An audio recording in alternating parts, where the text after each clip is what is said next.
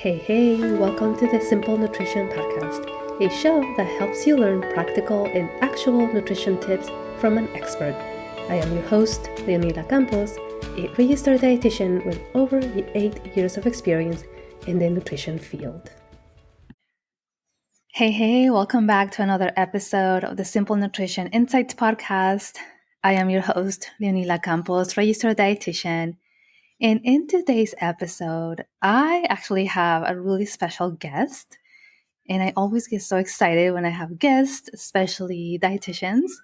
So in today's episode, Maggie Doherty, who is a registered dietitian, is joining me. She is a certified eating disorder specialist consultant who found her passion for nutrition and eating disorders while competing as a student athlete on the UCLA women's diving team.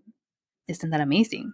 After dealing with chronic stress, fractures from overtraining, and underfueling, she experienced firsthand the struggles of restricting binge cycle and discovered the incredible impact a dietitian can have in healing both the body and one's relationship with food.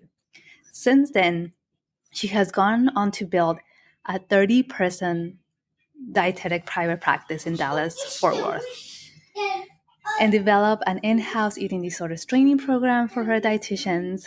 Now she's launched a new practice, Maggie the Dietitian, where she specifically helps clients with eating disorders, supports athletes, and coaching dietitians to build a thriving private practice. Maggie is all about breaking harmful cycles, whether in eating disorders, athletics, or business, by raising awareness and teaching positive, practical strategies. Wow, isn't that amazing? So, first of all, Maggie, welcome to the podcast. I'm excited to have you. Thank you. I'm excited to be here. Yeah, so I read your bio a couple weeks ago, and I was like, wow, she was in the diving team. That's pretty awesome. So of course I'll ask you some questions about that, but I always like to start with a little bit about why you decided to go into nutrition, into dietetics, and how has that journey been for you? Yeah. So I've been a foodie and an athlete pretty much since the day I was born. So, I starting, like as early as I can remember, like I was in gymnastics and then tennis and then basketball, and just my parents did such a great job letting me like choose any sport I wanted. And then like I would quit one and do another one. And so I got into diving like in second grade and pretty much have done it since. And it was the same thing with food, where my family had such a positive and healthy relationship with food. My dad was a doctor and like practiced medical nutrition therapy. Like I swear before it was even like a thing. And I always knew I wanted to do something with food. I just wasn't sure if I wanted to be a chef or a restaurant manager. And then I realized I don't really like standing on my feet very long. I don't like working on holidays, nights, weekends. And so I realized like being a chef or restaurant manager wasn't really where I was going to thrive. And that's kind of my journey with, always being intertwined with athletics and nutrition. And so really through that process of both of those things in my life is where I learned how the power of food can not only keep you healthy, but like take your performance from here to like make you a better athlete just by using the competitive advantage of food. That's just amazing, right? That you had that background, right, from such an early age, and the positive experience, I guess, with nutrition and just being an athlete as well. And so, it's so true, right? We need fuel to perform better. And so, tell us a little bit more about your journey in like becoming a dietitian, right? How was that for you? What was the experience, and what were the best areas? Yeah. So when I got to college, I didn't really know what I wanted to do. I remember I printed out all of UCLA's majors, and I went through and I crossed every one I didn't want to do. And then I realized I crossed off all the majors, and I was like, shoot, okay, I gotta go back through it again.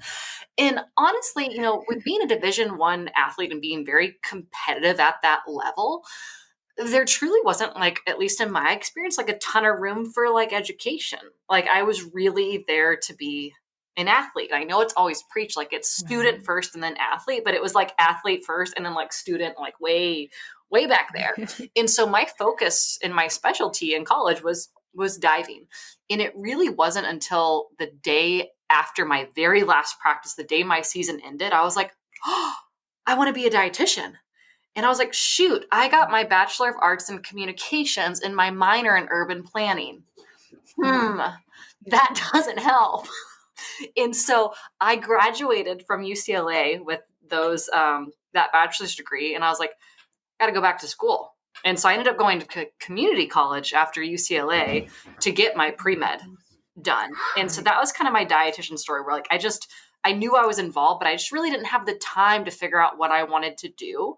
And so that was kind of my workaround story. So I ended up going to a coordinated program where a lot of people were career changers. Where like I didn't really change my career. I changed my bachelor's and I needed another degree to do what I wanted. That's pretty amazing. I'm sure a lot of work, right? But I think that was just really cool that you knew at the end, like, I want to be a dietitian, right? And so what do you think, because sometimes I speak to dietitians, right? And even myself, right? I didn't know what a dietitian was. Like, that was not even in like my mind until I looked into, okay, maybe I want to do something around nutrition. And that's when I found the term dietitian, right? Mm-hmm. But in your case, how do you know that you wanted to be a dietitian? Oh my gosh. Like what I do now, I swear has like nothing to do with being a dietitian. I honestly feel like I'm closer to a therapist in the type of work I do. With my nutrition counseling clients, there's sessions where we don't even talk about food. We're talking about values, or we're talking about relationships with family, or kind of where this trauma piece came from. Or I'm coaching dietitians on leadership skills and management and delegating. I'm like, what? What I'm doing right now, it's so funny because it's like not any idea where I thought I was going to go. And so, yeah, it's just kind of a funny route of like what you think you're going to do versus what you actually do. And when I first started, I was a clinical dietitian. So I was doing like cookie cutter, what I feel like most dietitians out of school, you go to clinical, you put your time in and you do exactly that. And I did that. And I'm like, I don't like this. Like, I feel like anyone could do my job. And I really thrive in places where like not everyone can do that thing. Otherwise you're replaceable and someone else can do it. And someone else can see these like 20 patients at the hospital. Yeah. And I'm sure it comes with that competitive part of you, right? Like being competitive. Maybe just a little bit. I know I always forget I have like such a, it's a friendly competitiveness, but like, gosh, Right. like I want to win and I want to be the best and I want to like see that progress. I don't have to be the best, but like, I've even gotten back into masters diving. I think I got second place one time and I'm like, I've got to train more. need to be number one. Right. It's part of that, sportsmanship, or just being better at it, right? Or working to be better at it. Amazing. So you went back to school, right? You did your dietetic internship. You became a dietitian. And like, what led you to decide and open a private practice, right? And to say the least, you have created an amazing practice. I think you're the only one that I know that has 30 staff, right? That has grown so much, and I think that is just so amazing. So, tell us a little bit about that. Yeah, I feel like I just have like entrepreneurship in my DNA. And so when I went to grad school to become a dietitian, I was in grad school full time, but I was also helping coaching the club diving team out there. And then I had started my own blog and was doing blogs, and then like started doing food reviews for different like coffee shops and bakeries in Chicago. And then I ended up doing the social media for a coffee shop in Chicago, like also very random, not what a dietitian does. And then I wrote my first cookbook. And then I became a dietitian. I was working at the hospital and I was on Upwork before it was really a thing that dietitians who did freelancer consulting stuff did. And so it's like, for me, just doing, grad school or just working as a clinical dietitian, like it wasn't fulfilling me. It wasn't challenging enough. It wasn't kind of hitting those buttons. And so I've just always have dabbled in other things and kind of gone at the beat of my own drum. And so that led me to realizing that I'm not the best like business corporate employee because I hate to clock in and out. I hate to kind of follow the rules. And so I knew I'd started little businesses before. So I had started a website, I started a blog. So like what was starting a private practice? And I did that for 5-6 years. And then it kind of the same thing happened where I built this company of 30 people. It is a business, it's a corporation. And it's like, okay, now I don't have that entrepreneur thing in me again, which led me to then back in this May, starting my second private practice and getting back on that entrepreneurial drive where I get to do what I want, when I want, how I want, and really thriving with just kind of the creative space within my own mind, as well as leveraging the community as well and having a network. Right. Yeah. And just so amazing, as you're saying these, right, and you're like, oh, it's no piece of cake, right? But obviously it hasn't been, right? Being a business owner, it's a lot of work, right? It's not just like, oh, I'm my own boss. There's a lot of things that are involved into it. But I think it's just so amazing that you have been able to do that, right? And one of the questions that comes to mind is, why the eating disorder arena, right? Or that specialty? Yeah. How did that come up? Honestly, I feel like very naturally, very organically. So when I was a diver at UCLA, I feel like I, never would have met criteria for a diagnosed eating disorder, but definitely like disordered eating where, I remember, not eating as much food. So like I would look thinner in a bathing suit, and we dove in 2 pieces at UCLA. So like our bellies were out. And so I remember like eating a little bit less. So I had a 6-pack like another diver. And then I remember we had this like pizza party in this like pizza place, had these like huge slices of pizza. I remember every year, like I would eat the pizza and then I would go home and I would purge. And then the next day I'd be like, okay, we're good again. And so it's like that happened. And I don't think I ever told anyone. And so I'm like, oh, I didn't tell anyone, it didn't happen.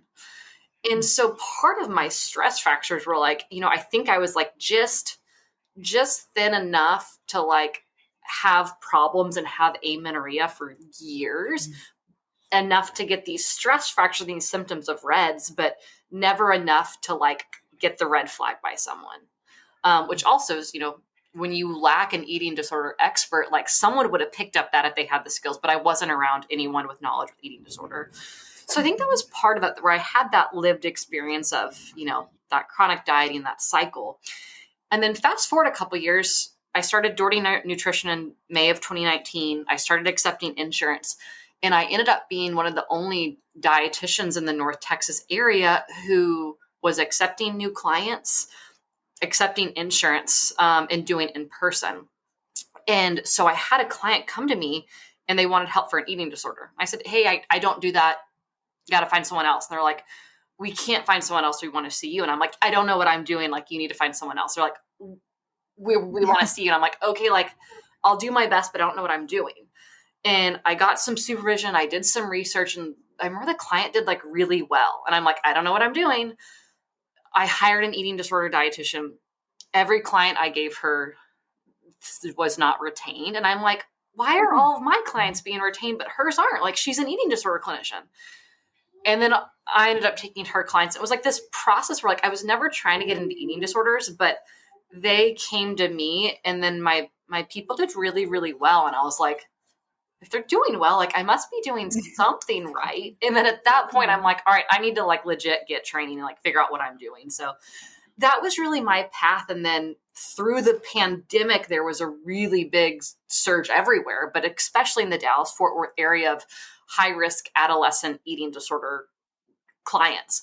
And so I got like a 2-year, like intensive outpatient high risk where everyone was full. The treatment centers were full. And so I learned a lot during those 2 years of the pandemic, because there was so many high risk pediatric eating disorders. I saw someone at like 13 and just really had to learn so much to keep up with it. And like, almost like I couldn't say no, because like the treatment centers were full, the eating disorder clinicians were full. And so that was really my journey that I feel like was just so organic and nothing was forced, but what was right, I kept pursuing, and what didn't feel right, fell off. And that's where I fell off all of like my weight loss clients and promoting weight loss, and kind of that big shift to non-diet, anti-diet, intuitive eating happened during that time as well. Right. Yeah, that is really amazing. And I have to agree with you, right? With during the pandemic, right? And I was getting a lot of calls too for eating disorders, and it's not something that I specialized in, right? Because and I didn't feel comfortable because of how high risk it is, Yeah. and so I would refer them out, and usually it would be like either San Francisco or LA area, right? That the centers where they had an eating disorders specialist. The good thing now is that there is a kind of local eating disorder dietitian that she is taking most of the clients. But yeah, I would feel so horrible. Like, okay, my God, where do I send these patients, right? Because I'm not able to provide the services. But it's amazing that you were able to be like, hey, they're succeeding, right? They're turning around, right? And you were able to build onto that. So I want to linger here a little bit, right? Because for the listeners that don't know the different types of eating disorders, right? And you mentioned some of the disorder eating, not so much, that you were diagnosed with it, right? But I think there is a lot of things that I think people can miss, right? And this is a population that needs a lot of help, right? It's not something that they'll be able to do it alone. And so I think it's important to talk about those things, right? Essentially, what is an eating disorder? What are the types of eating disorders? And anything else you want to share there? Yeah, absolutely. So, I feel like you can sit here and kind of go through all of the criteria. And what's tough is it can make it look really black and white, but in the real world, like it's only black and white if it's like really serious or someone's really healthy and they're just fine. And so a lot of that training is finding the gray space and like knowing these yellow flags. And I feel one thing we do at Doherty Nutrition is if a dietitian doesn't specialize in eating disorders, doesn't want to, we require them to have basic training in-house for eating disorders to help them not do harm and know when to refer up and be like, ooh, that's a yellow flag, where a lot of times we miss that. So there's so many different kind of yellow flags to look for, but a couple of the most common is someone having like a history of like multiple diets. They're chronically dieting, they're always dieting. If it's a pediatric client or an adolescent, if their growth chart, their weight is plateaued and it's not going up, because it should always really go up for our first 18 years. And the biggest thing is, I remember the first time I saw a growth chart where like someone's weight started to plateau, and then shortly after the weight plateaus, the height plateaus. I'm like, that height you're not getting back. So like that's when it's a really, really big red flag. But growth charts, watching those trends, there's certain lab work that can kind of tell you a little bit, but usually it's like those smaller things where like, if someone is having chronic stress fractures, like again, that was a yellow flag for me that wasn't picked up on. Chronic stress fractures is just a sheer reflection of usually under eating along with possibly overtraining. Amenorrhea, not having a cycle, having low testosterone. And then a lot of it, I feel like it's like in those like small words where it's like you hear someone say like, oh, I ate good today. I had fast food last night. That I'm bad. And like just these like really, really small things in terms of verbiage you start to pick up on. And that's when you can have a client come in and they're asking you for weight loss. And all of a sudden you're like, whoa, whoa, whoa, whoa, whoa, whoa, whoa. Like there's something else going on here. So really important to get training, have a supervisor, just kind of being aware of what stuff looks like and knowing that it's not black and white. It's not going to be like, oh, you binge 3 times a week for 3 months and now you meet the criteria for, binge eating disorder. Like it's not that. And that's where we get stuck, when it's like not super clear what it is. And usually it's not super clear what it is at first. Right. Yeah. And I think that, the diet part, right? Because it's so common, and these are some of the things that we can be like, oh, that's normal, right? But when, as you mentioning, right, like when someone says, I ate good, right? Or I was bad, right? There is a lot of things that we can explore there, right? As to like, okay, why do we see those things as being good and bad, right? And it's something that, as dietitians, we usually, for the most part, right, we don't put foods into good category and bad category, right? Food is just food, but just really learning about, okay, why is it that this is, these are the things that are showing, right, with this patient, and I think it's really important for them to be able to recognize them. And so how do you, I guess my question here, right, is if someone doesn't know that they have an eating disorder, maybe this is something that they've done for such a long time, right? How do you approach that? Yeah, that's a great question. So I always lead with like whether someone's like diagnosed with an eating disorder or not doesn't like validate that they have one or they don't. Like a huge chunk of my clients, could have easily met criteria for an eating disorder, but they didn't see a doctor. They had just seen a dietitian, hadn't get a therapist yet, and like just because they don't check all the boxes or they don't have that diagnosis, it doesn't change my plan of care at all. So usually what I tell dietitians, like, I don't care if someone has a diagnosis or not. That's not going to change how you're going to treat them. And so with how I would go, the question was how I would go about it. Remind me one more time. Yeah, like how do you know, or if you are seeing the signs, right, of the patient having a possible eating disorder, but there we go. Absolutely.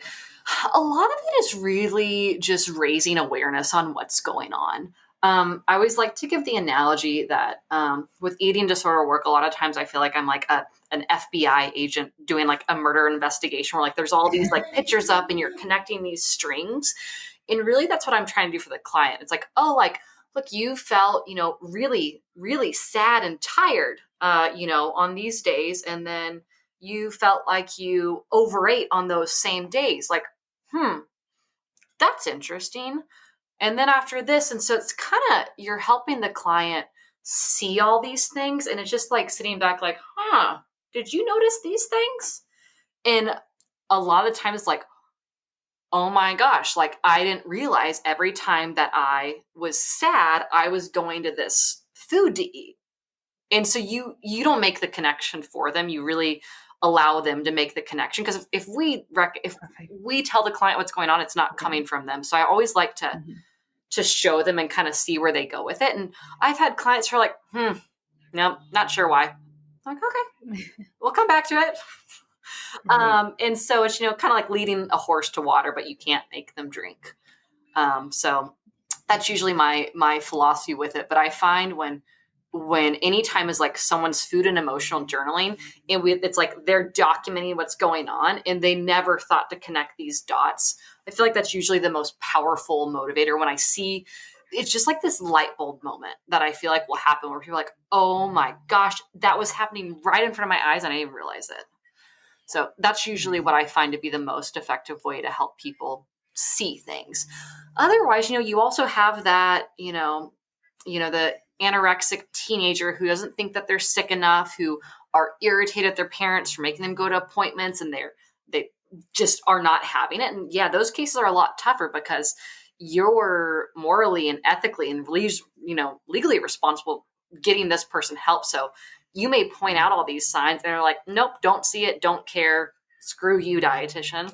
And it's like, cool, we got to do this, or we're going to treatment. So it's kind of these two different approaches based on where the person's at. If it's an adolescent, it's an adult. So it sounds great. And he's like, hey, let's connect these dots. But you're going to have clients who don't want to connect the dots. But yet they're sick enough to where you got to connect the dots for them until they're emotionally able to connect those dots and they're healthy enough and their brain is malnourished to where they can connect those dots. Because a lot of times you may have clients with anorexia who are so malnourished that like they aren't even good candidates to be in therapy because they're not able to connect the dots. So it's like your work's got to be, getting them to this good, healthier weight so that they can start therapy.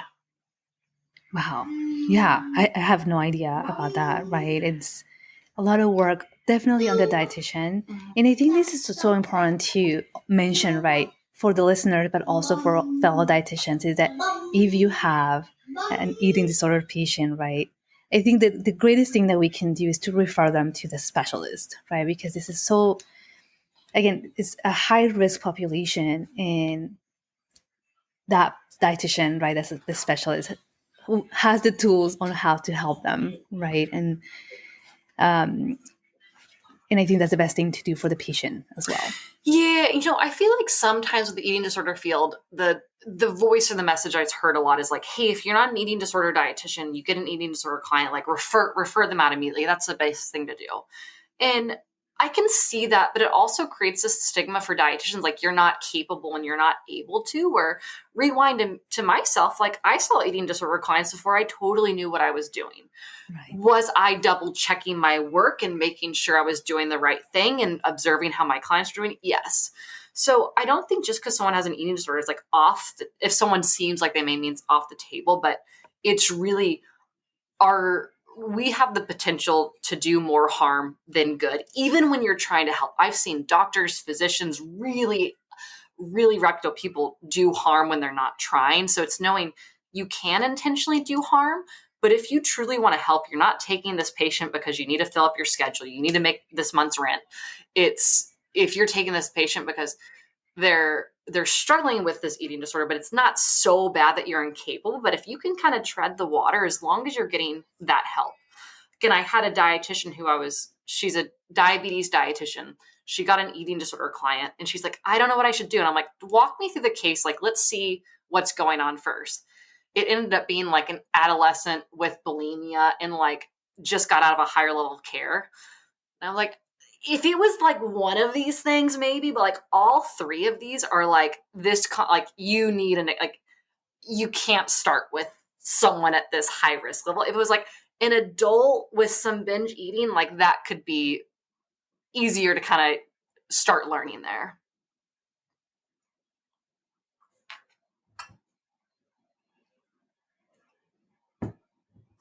Inpatient setting, when I was at my hospital, there's 20 dietitians, there was 4 team leads. We were always talking with each other. At my group practice, Doherty Nutrition, there's 30 dietitians, there's multiple managers, there's multiple team leads. And so you have this, like, anytime you're with a corporation, you are a larger business, a larger company, you have these layers of dietitians that you're talking with, that are counseling and mentoring. And where I feel like the gap is when you go to private practice, like it's done. You don't have any unless you're paying for it. And so part of the program that I've been developing is like, how do I help give dietitians this network when they're own their own business, they're on their own, and create this like mini virtual group practice where you have the mentorship, you have a place to learn, you have people to ask questions. And so my goal with this program has been like bridge this gap. Like, this is what I missed out on. Like, when I started my private practice, I was calling my old boss at inpatient, like asking her questions. She was like, there's just like this miss. And so it's tough because once we go private practice, all of a sudden, like, all of our resources are cut off and they were left at that last business. And so it's, how do we create this space that's not costing an arm and a leg? Because I feel like most programs that I've seen out there are really expensive, where I'm like, I never had that money to put into it. So why would I think someone else would? Right. Yeah, you're absolutely correct. As we go into private practice, we're definitely alone. And I'm sure as you did, right, you learn as you go. Business is not something that we learn oftentimes in our undergrad or even in our master's, right? Yeah. Unless you're going into like your MBA and you're learning like these concepts that you can potentially apply. But you have to do a trial and error, right? And like learn and fail and learn and fail. Amen. And I think this is it.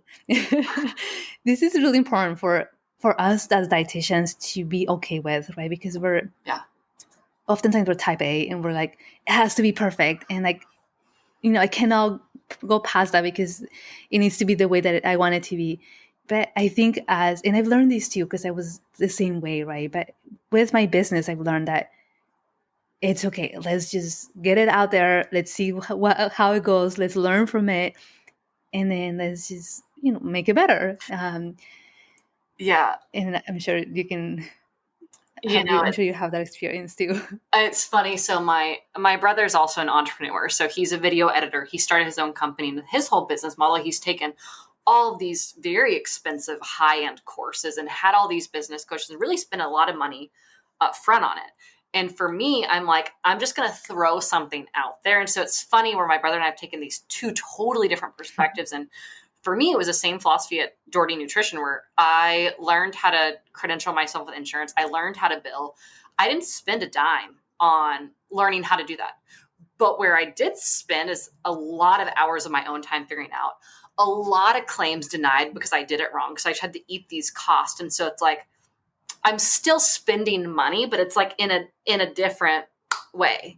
And so everyone has their own path. But for me, I've always been a little bit more frugal with business, and I like to make the money before I spend it on something. And then for me, I'm really like investing in myself and like creating my own course with my own mistakes. And I just learn best from like figuring out my own and messing up. And when I have hired a business coach, I'm like, that's a great idea. And so I've gotten so much benefit when I've met with business coaches. But like my philosophy is like, just like throw myself in, see what works, see what doesn't, learn from it. And then I'll hire a coach. And so a lot of the program I've developed, I'm like, what are all the mistakes I made that like, I wish someone could have told me. And sometimes you just got to learn the mistakes on your own. Like sometimes there's no, I mean, if someone tells you that there's a program that's going to help you figure it all out, like it is baloney. Some of it you can read, the mistake not to do, but until you make the mistake and you lose money, time, sleep, sanity, mental health, physical health, and like that's when you learn, is like when it hurts. And unfortunately, the biggest lessons we learn in life aren't like, oh, I got this scholarship and this is so great. It's like, no, it's the times that like really are tough where it builds our character and we learn the biggest lessons. Yeah. Oh my gosh, I have to agree with you 100% because I learned so much by doing the wrong thing. Yeah, right? I can like Or see maybe and like just hear you like replaying all like the terrible thing. Like, oh, that's where I learned right there. yeah, that's absolutely it, right? But I think I don't see it as in a way as a failure, right? Because it's an opportunity to do better and learn from it. And like you said, right, we learn from our mistakes, Yeah. um, and we can get better. What I tell all of my clients, whether it's an actual nutrition counseling client or it's a dietitian that I'm doing business coaching, is like, you're gonna make mistakes. And like, as long as you learned something from it, like it wasn't a mistake, it was a learning lesson opportunity. When we make the same mistake, like over and over and over, and we like say we learned something, but we keep doing the mistake, like that's when something's going on. But generally, I never view it as a mistake as long as like you got some sort of lesson out there that like has changed how you work today. Right. Yeah, absolutely. And I think this is a great way to continue talking about the services that you offer, right? Not only in clinically, right, with your clients. So I guess let's start there, right? What are some of the services that you have for like just the general public, and then we'll talk about the services that you have for dietitians. Yeah. So again, I always like my whole business model is like try something out, see what works. So when I started Maggie the dietitian back in May of this year of 2024, I kind of threw out three different things. I'm like, okay, I'll be a diving dietitian. I'm like, there's no dietitians that are divers. Like I'll kind of cater to springboard diving. So I was like, diving nutrition counseling, self-pay for athletes and people with eating disorders, and then clinical supervision, business coaching. So those are kind of like my three segues. I thought the diving was just going to like take off. Like you always hear that, like, niche down till you can't niche down any further. I'm like, I think I niched down too much. So that kind of didn't take off.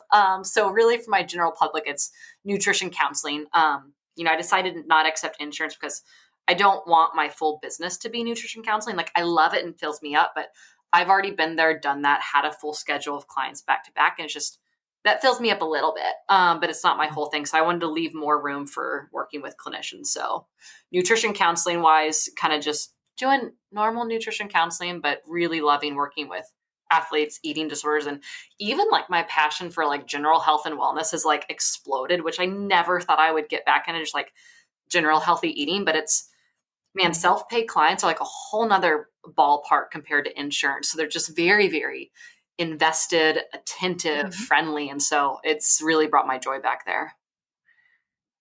Right.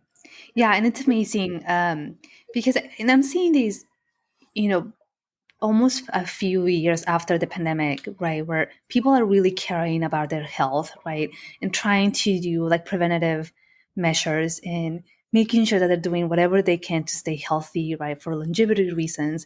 And I think that is amazing, right, because essentially that's where we want to start. Of course, the management of the chronic conditions as well, but I think ideally, right, preventative health is where we want to be. Yeah. And then, of course, right, I think it's great that you're also sharing your lessons learned, right, with other clinicians, with other dietitians that want to grow. Because I do see that, and that happened to me when I was in my undergrad, right, in my dietetic internship, is that you are trained to be a hospital dietitian, right, to do clinical nutrition. And in my mind, I already knew I want to do my own private practice, right? I want to be able to do more than just that. Not to say that our clinical dietitians don't play a huge role, right, in the role that they have, because they are amazing at what they do. But in my case, I said I want to be able to do more. But you're right, there wasn't a lot of support, right? When you said, "Oh, I want to be a private practice dietitian," it's almost like, well, good luck with that.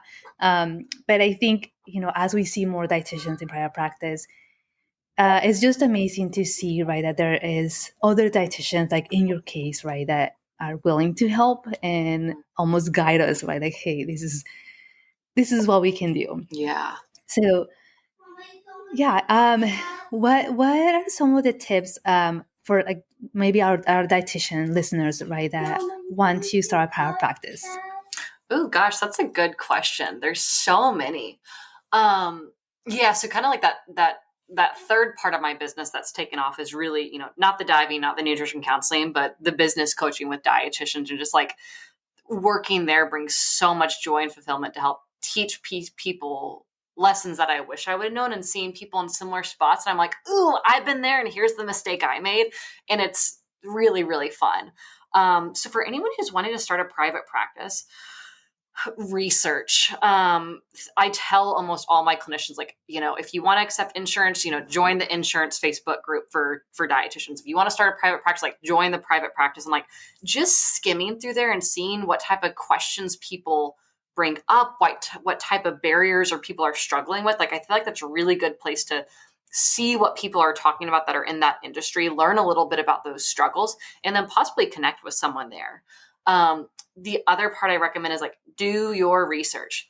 What is in your area? What do people want? So if you look at your area and there's already a lot of dietitians who accept insurance that do nutrition counseling, what can you do that's different than those clients? Is there enough demand to add another dietitian in that area?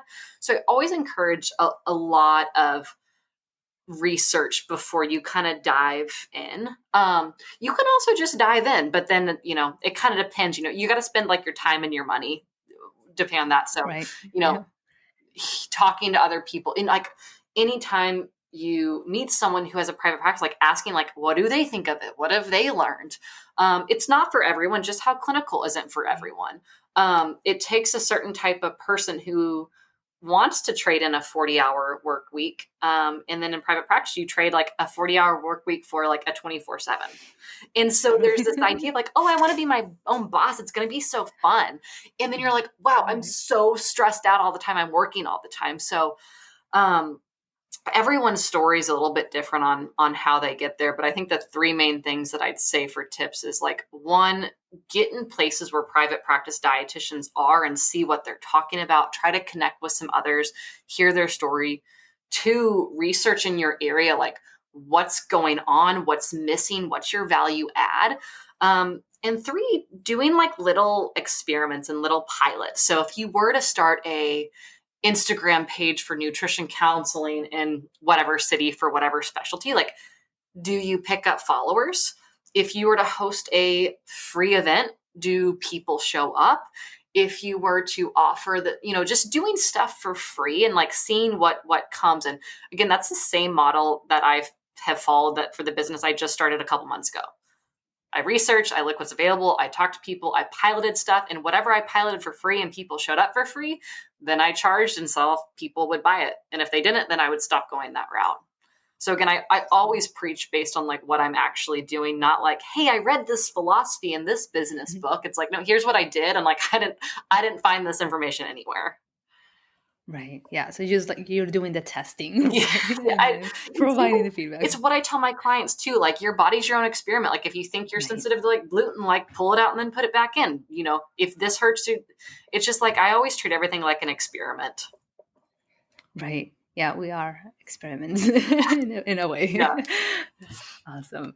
Okay, so where can the listeners find you, right? Either if they are possible clients or prospects, or either way for your clinical services or for supervising services. Yeah. So everything's Maggie the dietitian.com, Facebook, Instagram, TikTok, LinkedIn, everywhere minus Twitter. I can't keep up with that many, but everything's pretty much Maggie the dietitian, Maggie with a Y. And I think all dietitians know how to spell dietitian, but if you're not a dietitian listening, look it up or I'll try to spell it.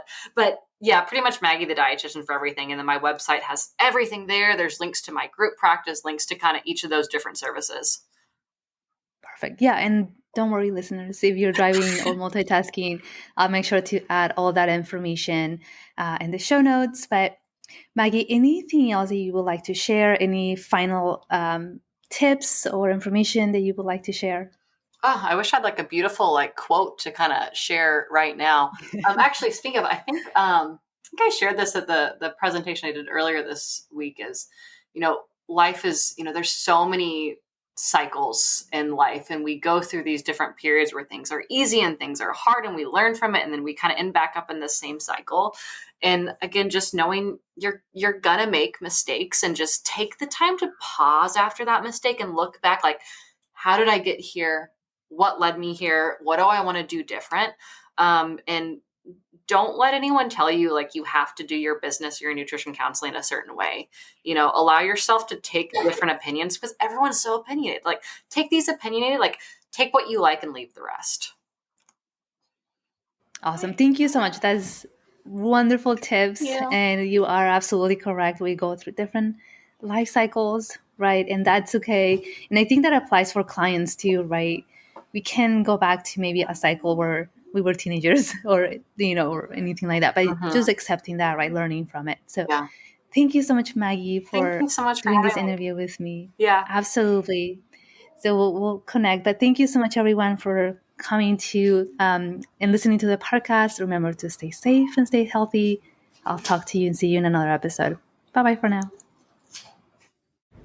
This podcast, the links and resources provided are for the purpose to educate only and are not a replacement for medical advice or nutrition therapy. I suggest you seek out the help of a trained professional to help you with your specific situation and needs.